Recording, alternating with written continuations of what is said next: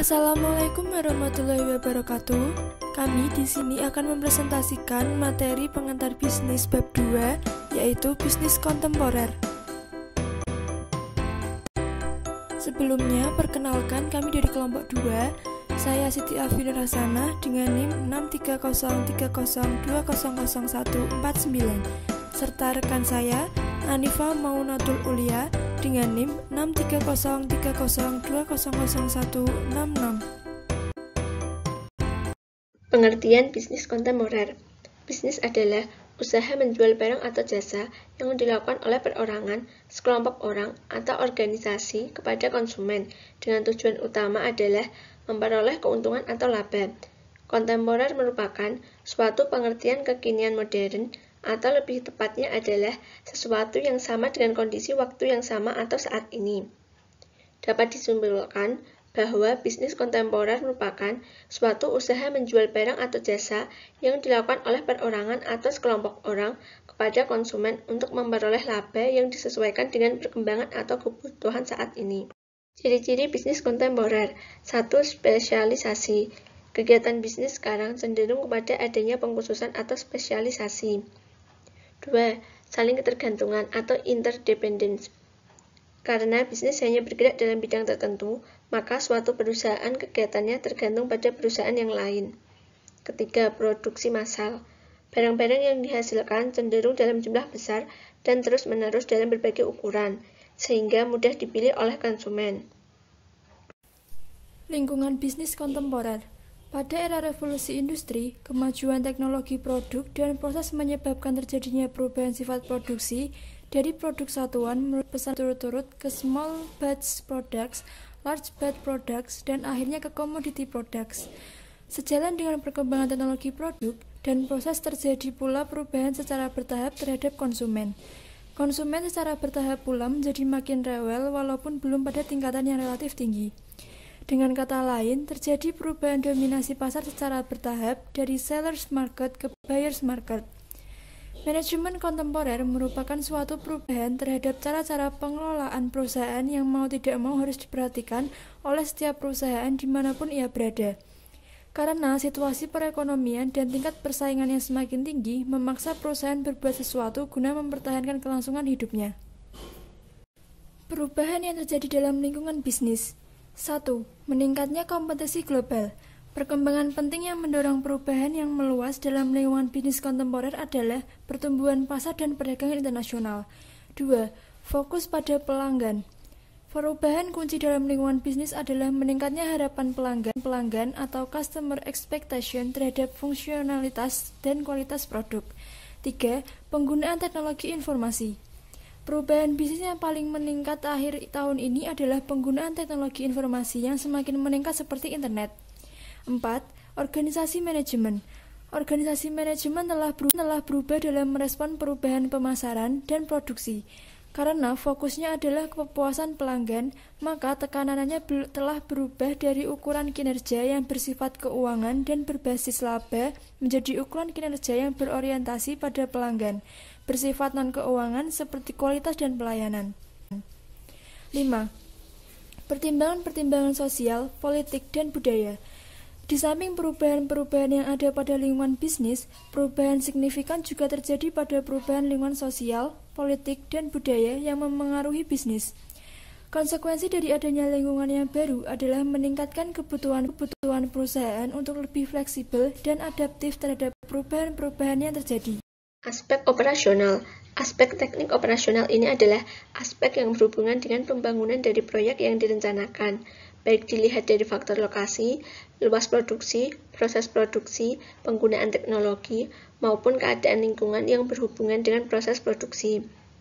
Dalam aspek ini terdapat 3 faktor, yaitu penentuan lokasi usaha, tata letak bangunan, dan sarana prasarana.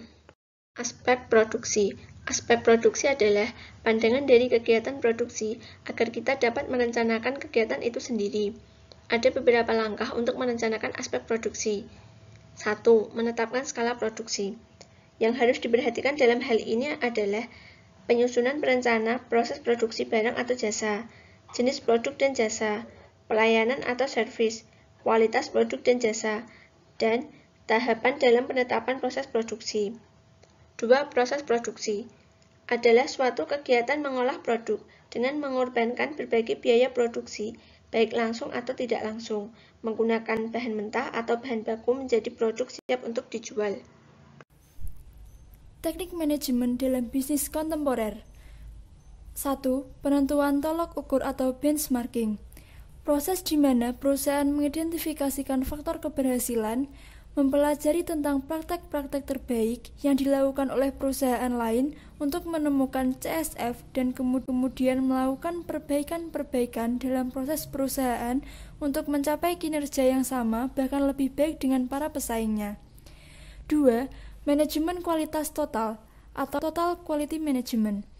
Total Quality Management merupakan teknik di mana manajemen mengembangkan kebijakan-kebijakan dan praktek-praktek untuk meyakinkan bahwa produk dan jasa perusahaan memenuhi harapan pelanggan. 3. Perbaikan berkelanjutan atau Continuous Improvement merupakan teknik manajemen di mana para manajer dan pekerja mempunyai komitmen terhadap program perbaikan terus-menerus dalam hal kualitas dan faktor keberhasilan. 4. Activity-based costing dan activity-based management. Activity-based costing digunakan untuk meningkatkan akurasi analisis biaya dengan memperbaiki cara penelusuran biaya ke objek biaya. Activity-based management menggunakan analisis aktivitas untuk meningkatkan pengendalian operasional dan pengendalian manajemen. 5. Perekayasaan ulang atau reengineering merupakan proses untuk menciptakan keunggulan kompetitif di mana perusahaan mengorganisasikan kembali fungsi organisasi dan manajemennya. Seringkali juga menghasilkan pesanan atau pekerjaan yang sudah dimodifikasi, digabungkan, atau dihilangkan. 6. Teori kendala merupakan teknik strategik untuk membantu perusahaan untuk mengubah bahan menjadi produk secara efektif, meningkatkan faktor keberhasilan. 7. Kustomisasi massal. Kustomisasi massal merupakan teknik manajemen di mana pemasaran dan proses produksi dirancang sedemikian rupa sehingga dapat menangani meningkatnya variasi yang timbul dari pengiriman produk pesanan dan jasa kepada pelanggan. 8. Perhitungan biaya berdasarkan target. Target costing merupakan teknik manajemen yang menentukan biaya yang didapatkan untuk suatu produk berdasarkan harga yang kompetitif, sehingga produk tersebut akan dapat memperoleh laba yang diharapkan. Jadi, biaya ditentukan oleh harga. 9. Life Cycle Costing. Teknik manajemen yang digunakan untuk mengidentifikasikan dan memonitor biaya produk selama siklus hidup produk. Pengertian perilaku bisnis dalam Islam. Perilaku adalah sekumpulan perilaku yang dimiliki oleh manusia, dipengaruhi oleh adat, sikap, emosi, nilai, etika, kekuasaan. Bisnis adalah serangkaian aktivitas bisnis dalam berbagai bentuknya yang tidak dibatasi jumlah kepemilikan hartanya, termasuk profitnya, namun dibatasi dalam cara memperolehnya dan pendaya gunaan hartanya karena aturan halal dan haram. Bisnis hakikatnya adalah melakukan kegiatan yang dapat meningkatkan nilai tambah, maka dapat dijual kepada pihak lain dengan harga yang lebih tinggi. Seorang praktisi bisnis adalah pejuang yang dapat menyediakan kebutuhan umat. Faktor-faktor yang mempengaruhi dalam perilaku bisnis. 1. Faktor lingkungan bisnis.